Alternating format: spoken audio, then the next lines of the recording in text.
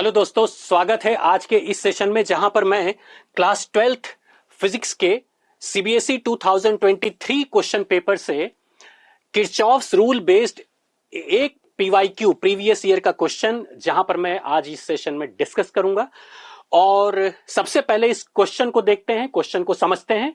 और ये जो क्वेश्चन है दिस इज गिवन एज ये केस स्टडी बेस्ड क्वेश्चन है, 4 मार्कर सीबीएसई बोर्ड 2023 सेट 1 का क्वेश्चन है। The following figure shows a circuit diagram. We can find the currents through and potential differences across the different resistors using Kirchhoff's rules. और circuit आपको बताई गई है। इस circuit पर बेस्ड हमें कुछ क्वेश्चंस आंसर करना है।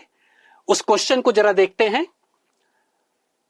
Which points are at the same potential? That is the first question. What is the current through the arm BG? BG arm, that is, this is the arm BG. यहां पर हमें निकालना है what is going to be the current. और जो अगला question है, we need to find out the potential difference across the resistor R3, and that will give you the 2 marks. इसके ऑप्शन में एक क्वेश्चन दिया गया है, what is the power dissipated in the resistance R2. So ये 4 question यदि हम solve करते हैं तो we will be given the 4 marks. So बढ़ते हैं सबसे पहले इस क्वेश्चन को सॉल्व करने की तरफ। ये जो सर्किट हमें दी गई है इस पर हम किरचॉफ्स रूल का इस्तेमाल करेंगे। किरचॉफ्स के 2 रूल हैं, एक जंक्शन का रूल है, दूसरा लूप रूल है। दोनों को ही हम अप्लाई करके जो यहां पर हमें 4 क्वेश्चन दिए गए हैं उन चारों क्वेश्चन को हम सॉल्व करेंगे। So let's begin with that. सबसे पहले इस सर्किट को मैं थोड़ा सा आसान करने के लिए I will draw this part with some different color. It has got its own meaning. That's the reason that I am doing this. It is this one. ये जो मैंने ब्लू कलर की लाइन यहां पर बनाई है, this is the very special in comparison to the other part. ये जो ब्लू कलर की लाइन यहां पर मैंने बनाई है, this is to be treated as a transmission wire. Conceptually, electrical devices, electrical components जो यहां पे बताए गए हैं, that is the battery, internal resistance R1, R2 और R3। जब भी करंट एक पार्ट से दूसरे किसी कंपोनेंट के थ्रू पास होगा तो there will always be potential change.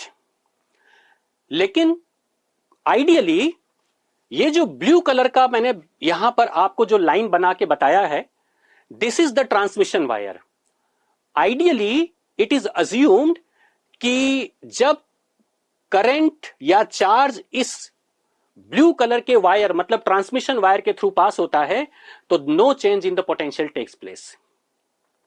सो इसी पर हमारा पहला क्वेश्चन का आंसर है। First question, let's have a look to that. Which points are at the same potential in the circuit. अब जब हम यहां पर आते हैं तो we can see that the points A, B, C and I. These are the 4 points which happen to be at the same potential.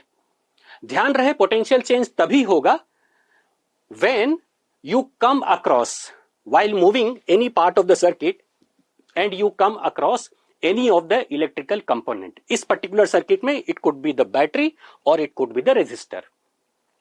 So जो पहला सेट होगा जहां पर the potential will be same, that is A, B, C, I. So this is going to be the first set. और जो दूसरा set होगा जहां पर potential will be same, that will be D and E.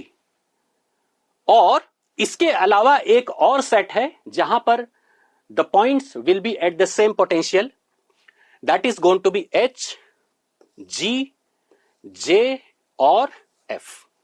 इस तरह से पहले क्वेश्चन का जो आंसर होगा, जहां पर हमसे एक्सपेक्ट किया गया है to find out the points which happen to be at the same potential in the circuit, तो इसमें 3 सेट आ जाएंगे।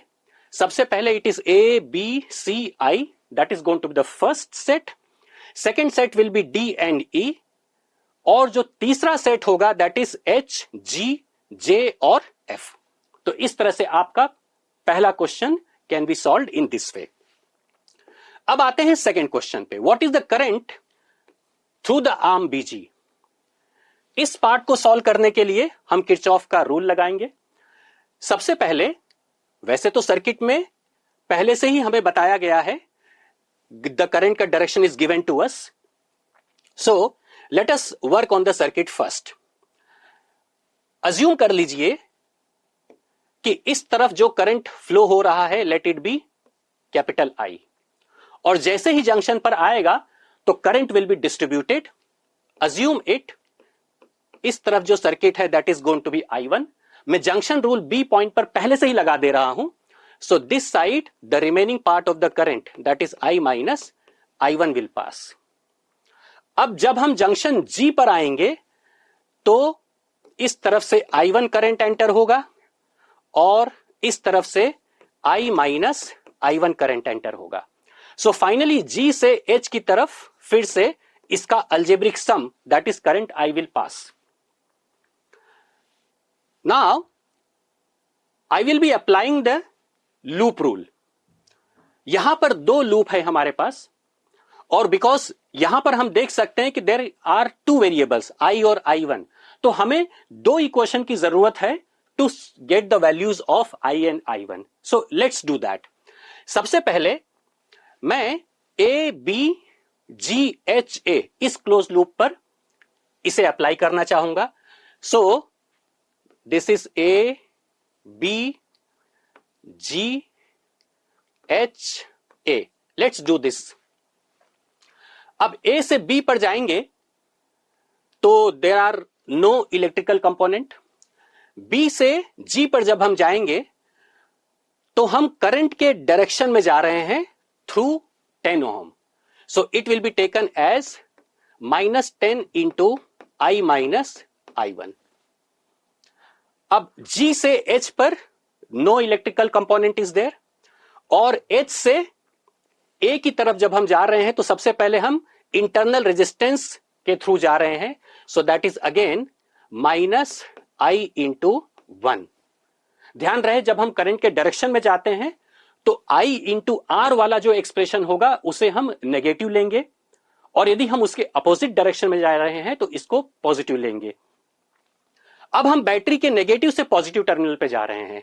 नेगेटिव से पॉजिटिव टर्मिनल पे जाते समय दिस इज टेकन एज +6, और यदि पॉजिटिव से नेगेटिव पे जा रहे हैं तो that will be taken as -6, and again we are reaching at A, so this is going to be 0।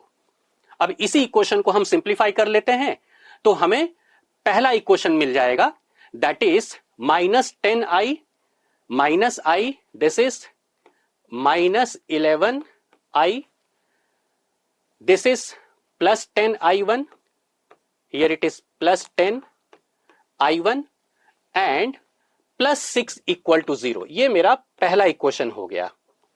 अब मुझे एक और इक्वेशन की जरूरत है, उसके लिए मैं दूसरा लूप इस्तेमाल कर लूंगा। Let's do that.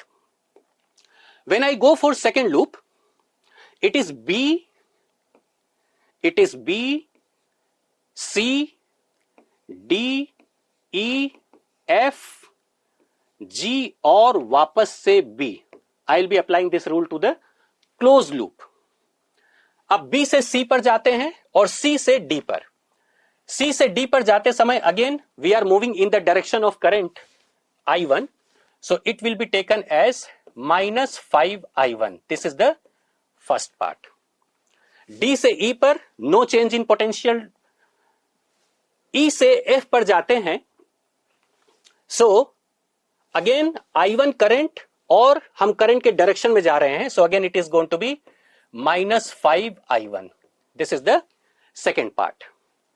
अब F से G पर और G से B पर आ रहे हैं, सो G से B पर because we are moving in opposite direction of the current, so this expression will be taken as positive. This will be taken as positive.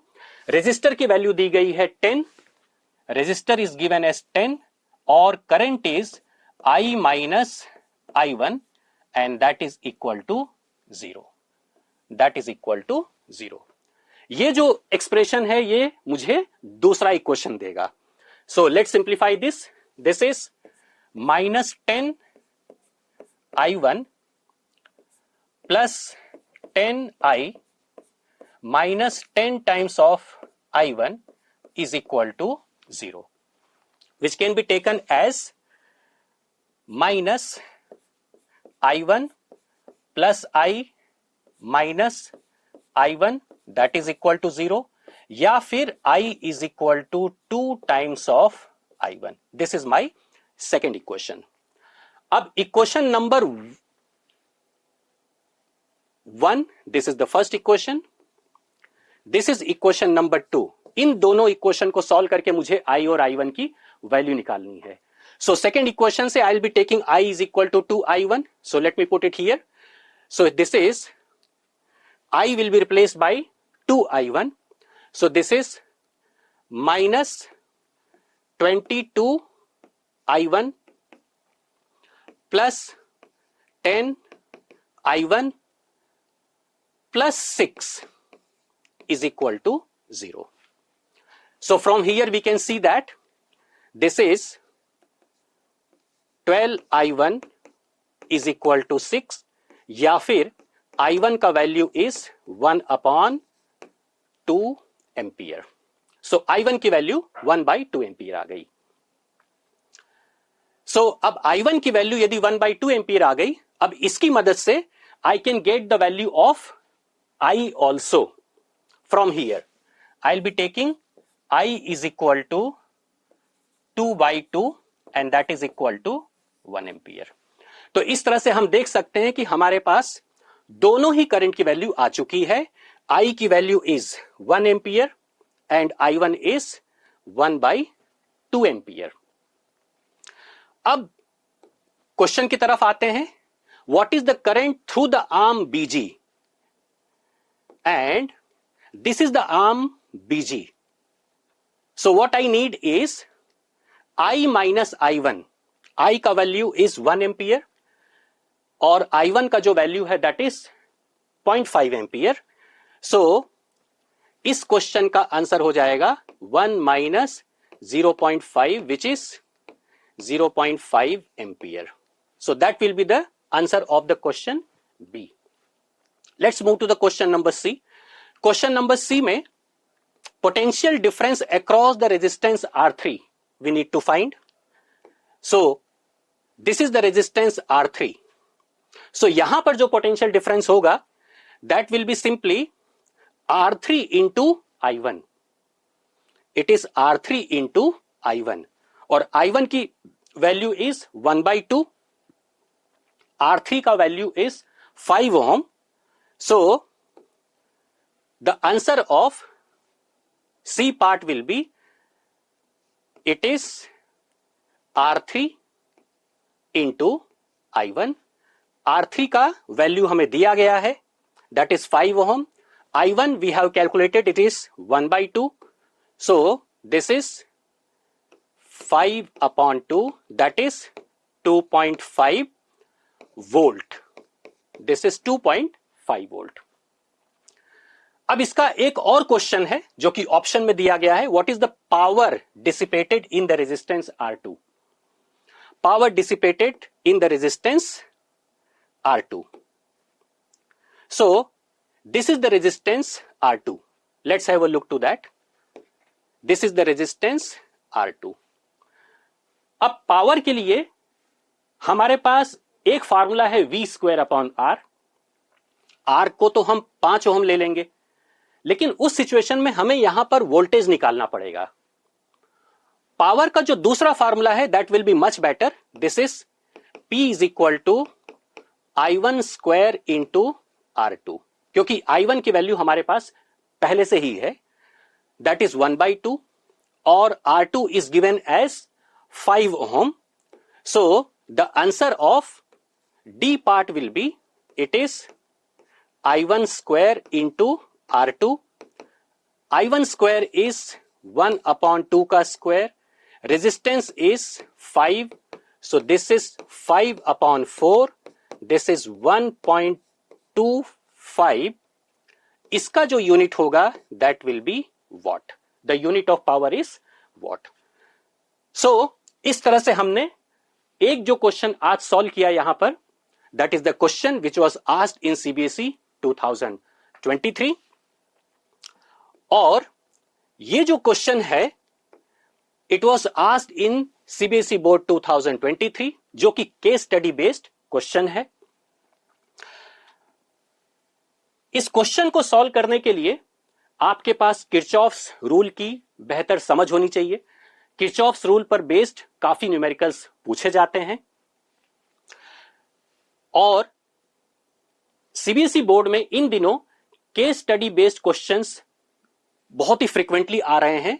So conceptually you should be good enough to apply these concepts. Thank you.